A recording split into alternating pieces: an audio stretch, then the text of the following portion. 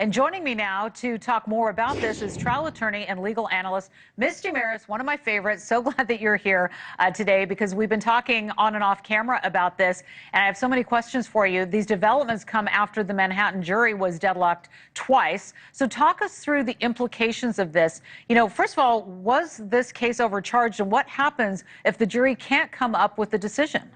Yeah, Laura, we've talked so much about this and we've been covering it so closely. And what happened on Friday was absolutely not something anybody expected to see. So the defense attorneys raised an argument to say this should have been a mistrial once the jury was again deadlocked. The reason being, the jury cannot look at the lesser included offense of criminally negligent homicide until they come to a consensus on manslaughter. They were unable to come to that consensus. And so in any other situation, that would have resulted in a mistrial. So by some clever procedural manipulation, the prosecutors then said, well, we'll voluntarily dismiss that manslaughter charge. Now, the reason that this is problematic, number one, as the defense attorney raised, this would just encourage prosecutors to overcharge. And then when things don't go their way, take this procedural action and remedy it that way when the jury charges are already in the hands of the jurors. This case is already with the jury. But the other piece is a rule in New York and pretty much every other state against a compromise verdict.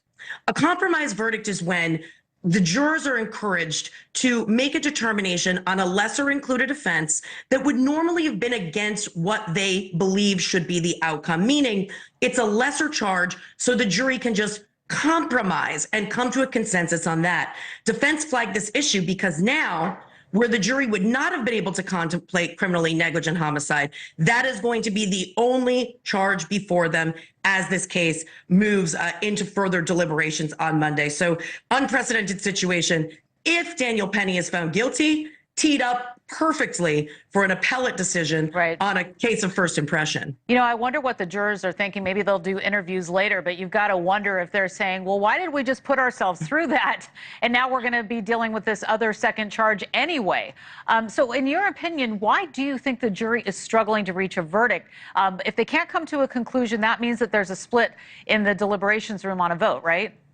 Correct. There's a split in the deliberations room on a vote, and my gut is saying that they're split on whether or not Daniel Penny's actions were justified, which would be the same conclusion to criminally negligent homicide. It's the same element in both of the charges, meaning whether or not his self-defense argument wins the day with those jurors. And I say that because the question that came from the jury right before the second deadlock was specifically relating to the standard for that justification defense. So it would lead me to believe, and again, we don't know what the jury is thinking in that room, but it leads me to believe that's where they are split and that's why they're deadlocked, which would be the same reason with criminally negligent homicide. It doesn't change an element. So it would appear we may see the same result when this case continues deliberations on that other charge. But Laura, it's just important to note, as much as we talk about what happened with prosecutors and how that sets a precedent outside of this case, it is unheard of.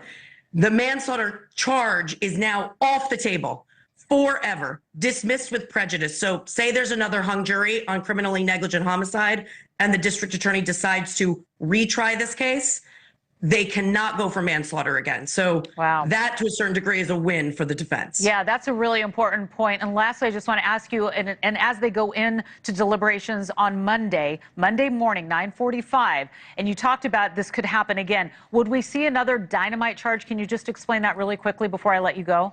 Absolutely. We would see another Allen charge before the judge would call a mistrial, because now the jury is going to be contemplating a different charge with a different legal standard for mindset. So it's a criminally negligent standard as opposed to recklessness. So if the jurors are deadlocked and then they go to the judge and say, we can't come to consensus, you'll likely see another Allen charge back into that deliberation room. Allen charge is an opportunity where the judge instructs, and it's boilerplate language, statutory language, that says, hey, those of you in the minority, listen to the majority and be open to changing your mind. So that we'll definitely see that. But Laura, I'm kind of wondering, are these jurors like, why is this manslaughter charge all of a sudden off the table? Right. They don't know the why. They didn't hear the arguments. But I have to imagine after this weekend, there's going to be some thoughts about that. Absolutely. And again, hopefully they speak. Hopefully they come on NewsNation. I know that you will be back on NewsNation, I'm sure, this week. We're going to be chasing you to have you explain it all to us. Misty Marris, thank you so much for joining us. We'll talk soon. Thanks, Laura. All right.